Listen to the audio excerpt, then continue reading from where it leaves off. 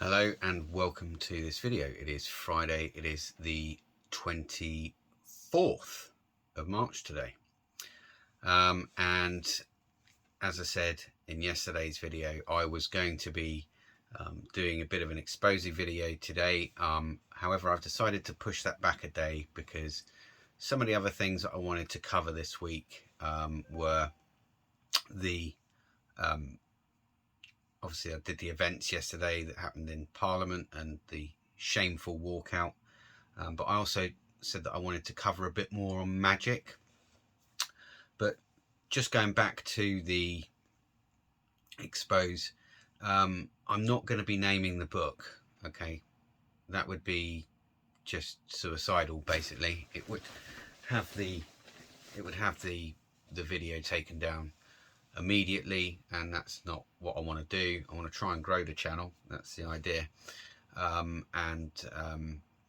would be instantly smeared with the brush. So what I'm going to do is I'm going to go through its table of contents, and then I'm going to go through the 44 pages of the protocols, of which that's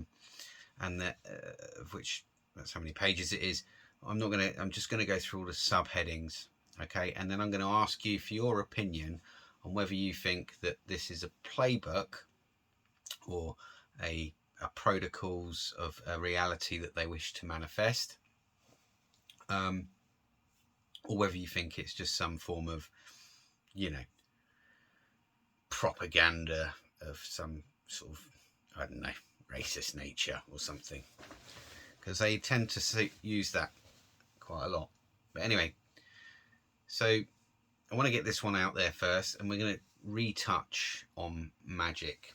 And if you remember my last video when I had my old friends up here, the old Rubik's cubes, yeah, and I got a new one for my birthday last week, which is a 4x4, which is so that would have been really helpful last week, because I would have been able to go boom like that, and it would have just been a lot more clearer, right?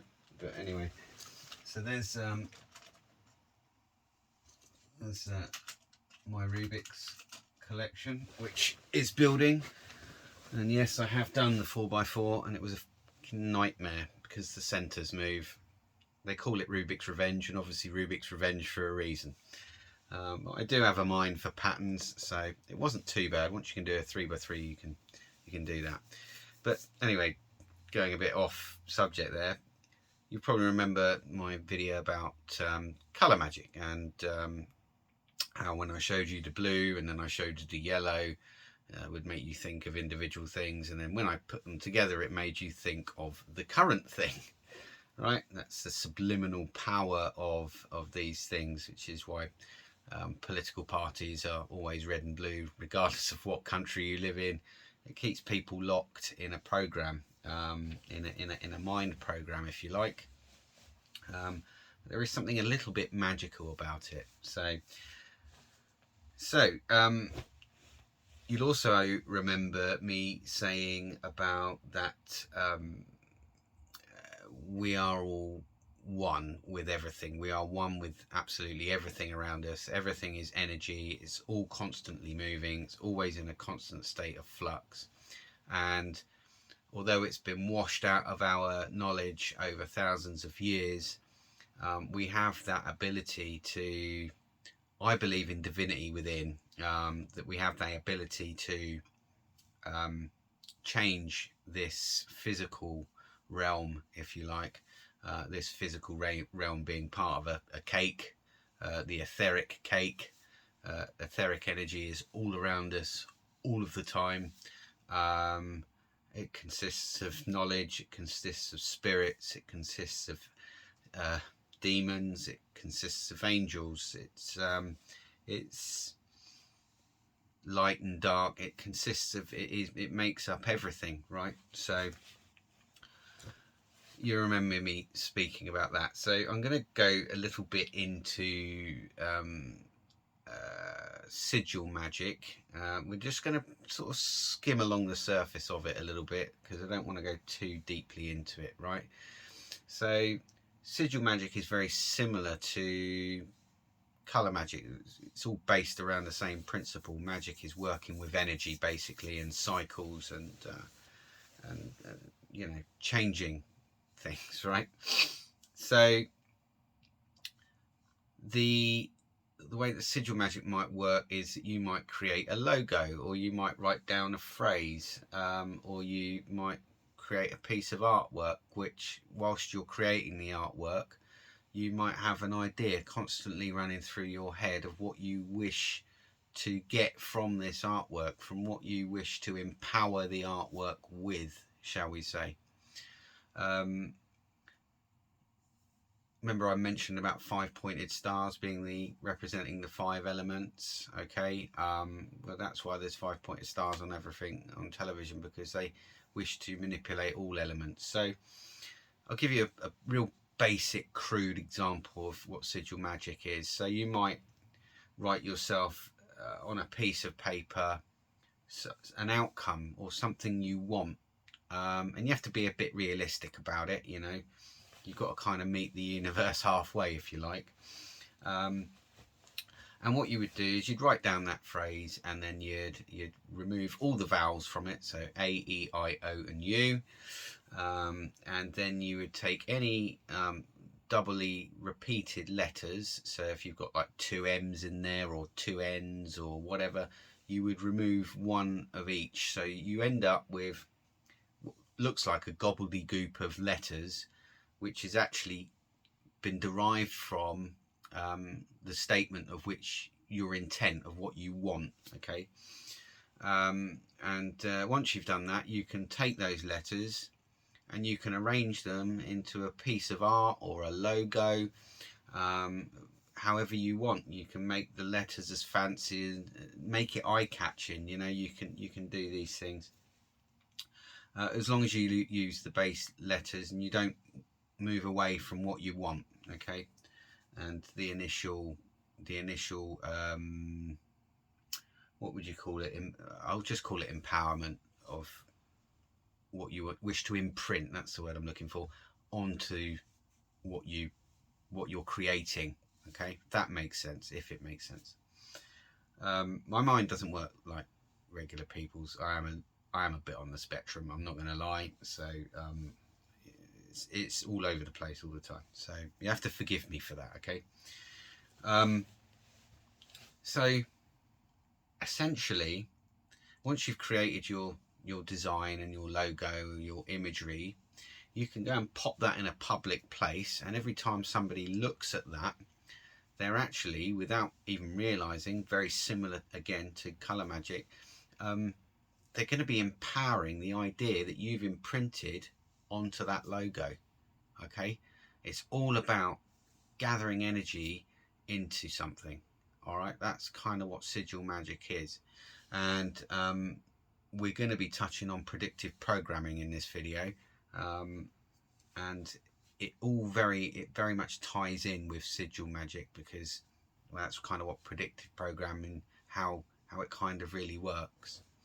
But I want to just give you a little bit more on how things manifest. So we are natural beings, and we are supposed to, believe it or not, work much more in tune with nature and with nature's cycles and planetary alignments, the cycle of the moon, cycle of the sun. We're meant to work a lot more in tune with that. And as I said, we've been washed out of doing that over thousands of years. You know, so much so that we don't even actually have a proper calendar anymore. We run on this Christian calendar, where our New Year starts on January the 1st and this, that and the other. But believe me, the calendar dates are actually different across the world. And different countries have stuck with more traditional calendars, and more developed countries, or what you call developed, have become further away from them, right? But that's you know, we are natural beings. That's the crux of it. That's what I want to get across to you. Now, like, you know, the birds, when they flock, and you know, they all move collectively, you know, and in some weird form of sort of synchronicity, and you often look at a flock of birds as they go through the sky, and I think, you know, they just do it in such uniformity, and it's a beautiful thing. And believe it or not, humans work on exactly the same principle. So I want to tell you about a quick experiment that I learned about called the 100th monkey experiment. You can try and look it up. It's becoming more and more difficult to find, but essentially I took 100 monkeys, or 100 primates of one particular species. They gave them a task to do. The end reward was a food reward, and none of the monkeys that were going to do the task were allowed to watch the current monkey doing the task, right?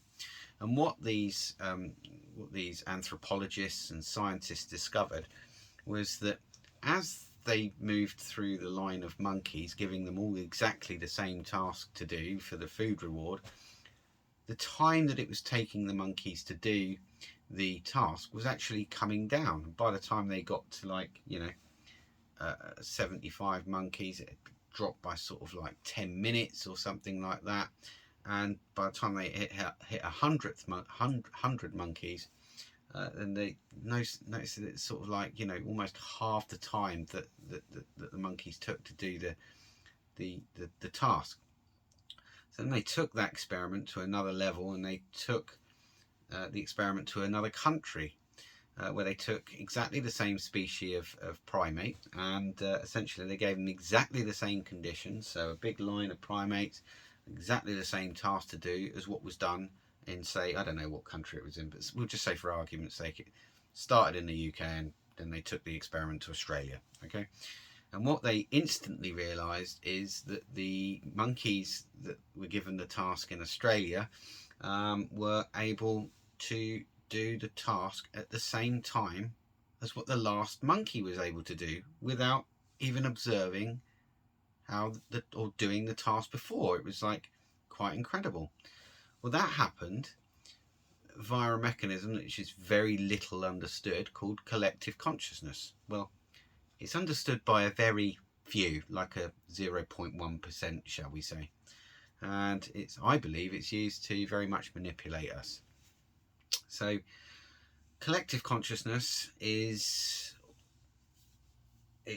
happens right throughout all of nature. All animals know how to, what their role is, and they know how to learn things. Even fish, believe it or not, people say a memory like a goldfish. It's just simply not true. Fish can learn as well. Yeah, it's quite fascinating, nature, really.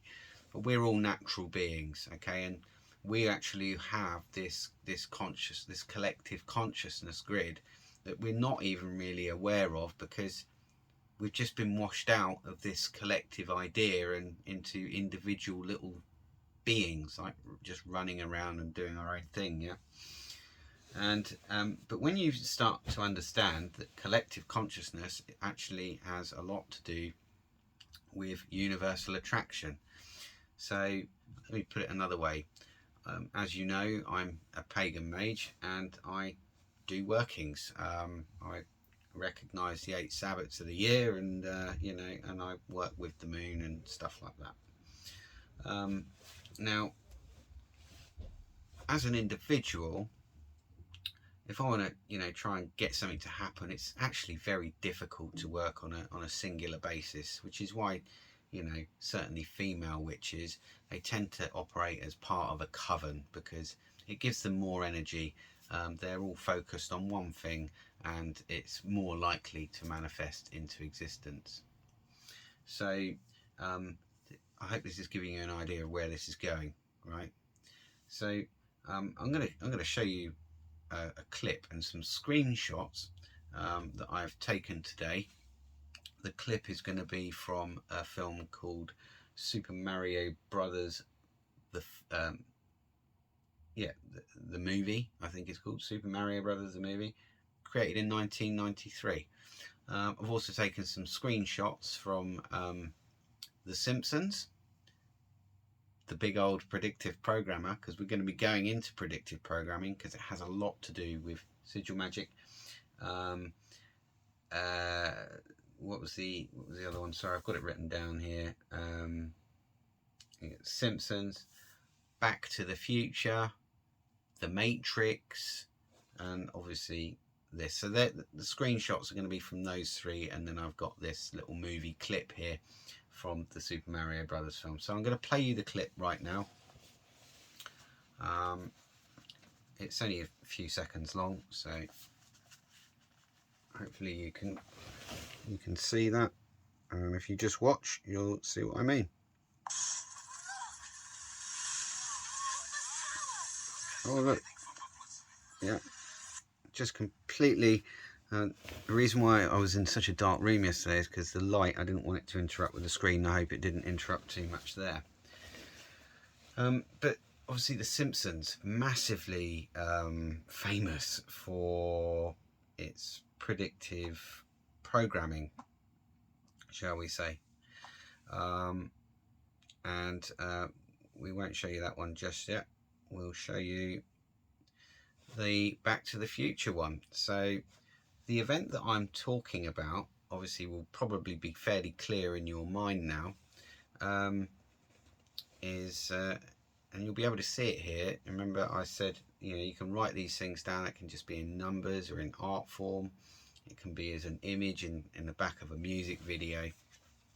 And here we have a scene from when it was the clock tower scene, when Doc Brown he's sent Marty around the block, and he's waiting for the strike of lightning.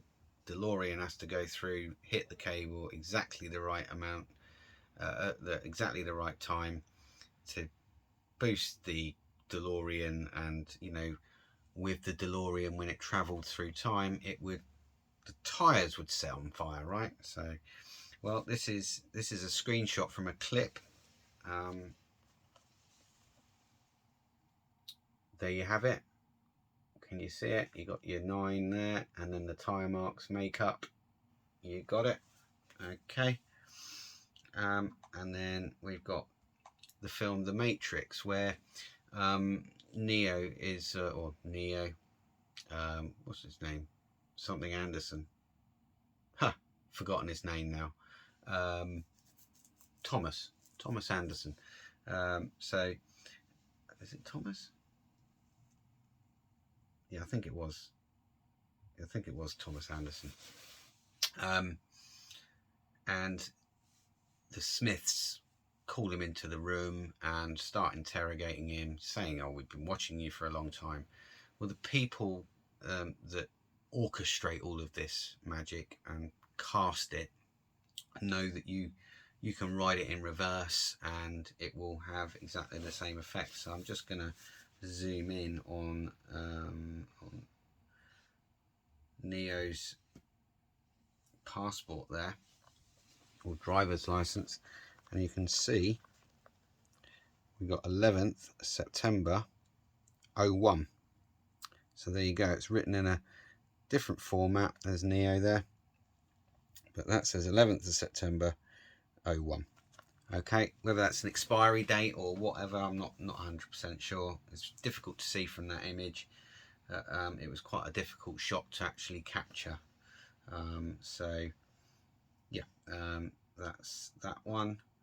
And the most famous one of them all is and I'll zoom it in a little bit,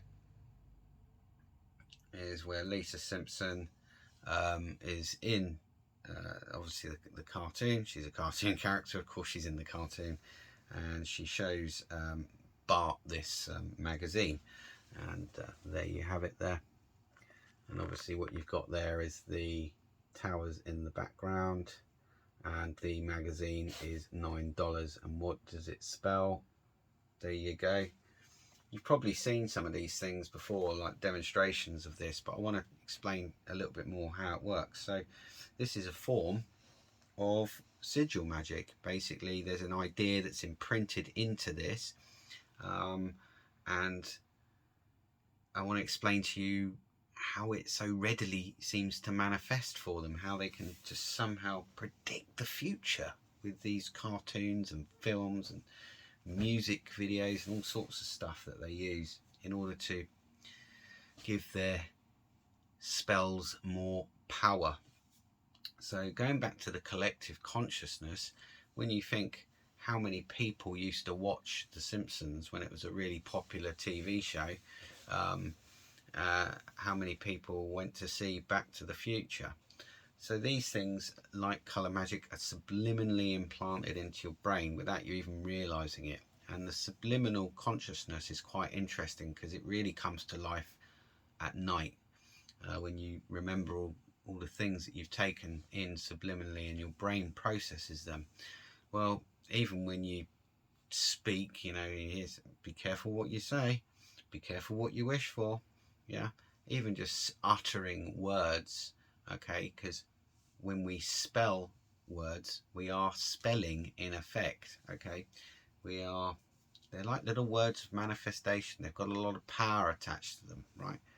Well, your subconscious has a lot of power because it's connected to the etheric that is all around us, this layered cake, where this physical body, and I am a mage, right? And like most other witches and mages, I believe in the afterlife, and in reincarnation. I believe that our consciousness is actually a form of energy, because everything is energy, and in particular, it uses electric signals, right? So when you think about it in a way that, well, everything's energy, consciousness is energy, energy can't be destroyed, it can only be transformed into, and when you work that with, well, universal energy and the etheric and this layered cake, of which the physical is a layer of that cake, and the law of attraction, when the subliminal comes into that, because the subliminal is much more deeply connected to the universal energy, than what the conscious energy is, it makes things manifest. So when people go to the cinema, or they sit down in front of their television screen to watch their favourite TV show, and they look at something like that, yeah, and, well, they're empowering a program. And the more people that collectively put that, who have seen that, gives that program more energy. It's exactly the same as how sigil magic works, okay. It's, once you get your head around it, it's actually quite simple to understand, okay.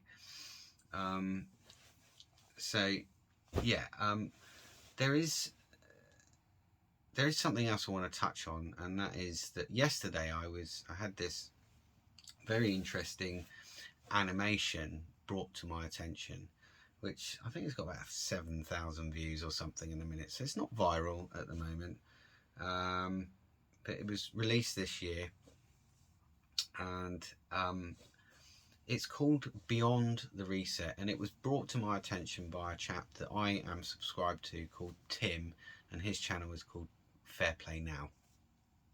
And I've got a lot of respect for Tim. You know, he's very straight spoken and he's very honest, and I've met him. He's a very kind person, and he just doesn't want to go along with agendas and stuff like that. It's very, very similar to myself in that respect. So anyway, me being me, I thought I'll go and have a little look at this animation that he's mentioned, and it was a very dystopian animation. It was sort of in a quarantine camp, and as you can imagine, called Beyond the Reset. If you happen to come across that, I just want you to bear all of this in mind, that it doesn't just have to be done as sigil magic, like that, you know. Like with films like Demolition Man, In Time, what was that one with Harrison Ford? The Fifth Element, is it? The Fifth Element? I can't remember. I think it was, no, that wasn't Harrison Ford. It was Bruce Willis, The Fifth Element. Yeah, showing these very dystopian sort of futures. The Hunger Games, again, very dystopian futures. Like with those, they don't actually just have to show individual bits of sigils or imagery. The whole thing might be a part of a program. Yeah. Now I call the television the tell lie vision, right? Because it tells lies visually. Okay. We need to be really careful about what we empower. So if you do come across this Beyond the Reset and animation, just be careful. Just be mindful that when you're watching it, you might possibly be empowering a program. And as long as you're consciously kind of aware that that there may be a program in there, and the minute you start to recognize, oh yeah, there is definitely a program in here, you kind of undo the spell anyway, because that's the one thing about magic that people don't really understand, is that it only really works when you truly kind of have put it out there and you forget about it. And when it only works for other people empowering it when they're watching it and empowering your emblem or your sigil, and they don't know about it. All right. There was another animation which came out years ago, and what was it called? It was called I Pet Goat 2, and it had all sorts of weird imagery in it. It had like Alice in Wonderland, it had bush, and this is again an animation. It had Obama in prison, it had Psalms 20 something in graffiti on the back wall. It had like this Christ-like image traveling through this body, and he was basically, as he moved through the body was literally crumbling behind him, and he was releasing parts of it, and it had imagery of war between, well, depicted wars that involved certainly the drowning of a Russian chap, and if I remember, like Chinese tanks, and a very westernized girl sort of waving the peace flag, and tanks come along behind her, and she's like, oh shit.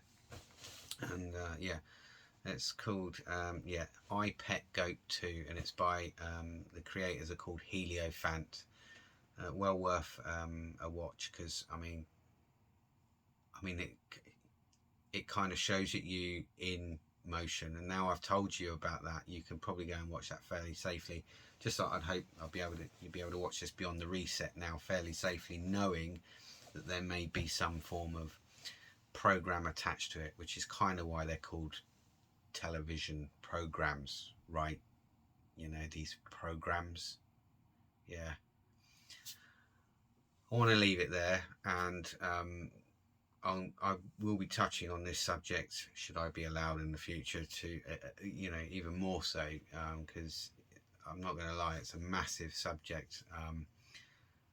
Just one other thing, I mean, to give you an example of how we can literally affect our physical reality with our mind, and just our mind, and our energy that our body emits constantly through our chakras. If you go to a chap's channel called Trebor7 and watch some of his telekinesis videos, I mean, I've got 2 or 3 telekinesis videos. They're nothing compared to this guy. I mean, there's no trickery, no magic cameras, none of that business. This is raw telekinesis, and the ability to meditate, get yourself into a completely neutral state of consciousness. You know, I mean, some of the things that he moves are like, wow. You know, there's another chap called Mad Cat Sphere. You know, there's Michael Grubb, who works very much with the elements, demonstrating that just with the power of thought and motions, okay, we can have effect directly on our surroundings. Okay, to me that shows an inner divinity within us all. Okay, I'm not special. We all have this inside of us, every single one of us. It's just been washed out of our consciousness. Yeah. There was something else I wanted to just touch on, which just made me think about it, but I will leave it there. I will probably be doing the exposé tomorrow, and you know, I look forward to reading that out and getting your reaction to that. I hope this has really helped you have a bit of more of an understanding into how magic really is a real thing, and if you put enough energy behind one idea into enough points of energy, you can manifest stuff with great ease. And sadly, this cabal, these Khazarians, they have immense power over our lives. As I said, they control our perspective, they control the media, they own Hollywood, they decide what gets put in the background, what music gets used, what artist gets released. Look at Sam Smith, Beyonce, you know, Katy Perry, you know, with Britney Spears, where they all went very sort of dark, especially Sam Smith in some of his latest stuff, you know, where he's dressed up as the devil and he's got like all these, you know, people marching around him and he's covered in blood, and there's all sorts of other characters I'm sure you can think of, right? Just understand their ability to implant this into your brain without you realizing it. And this is what I want to help with. I want you to help you see it. Even if you don't follow it, you don't have to follow it. I just want to help you see it. All right, because we need to stop empowering this evil. Okay, I've said on many comment sections, you know, who I am, what my beliefs are, but I am a force for good. You know, I'm not here to stand alongside these guys. You know, these are hideous individuals. Are they human? I don't even know. You know, because to me, a human has goodness, has a soul, has a heart, has empathy, is capable of love, crying and showing true emotion. Whereas these people, they just don't seem to have a soul. If you look into the eyes of people like Whitty, Gates, they're just soulless. They're soulless people. I hope when you look into my eyes, you can see that I have a soul, and I want to stop this. I want to help stop it, and I think this is possibly a way that we need to go down. I'm going to leave it there because I've got a feeling this is probably dragged on a bit long again. Sorry about that. I will see you in the next one. Thanks very much for watching, and I will most likely check you tomorrow.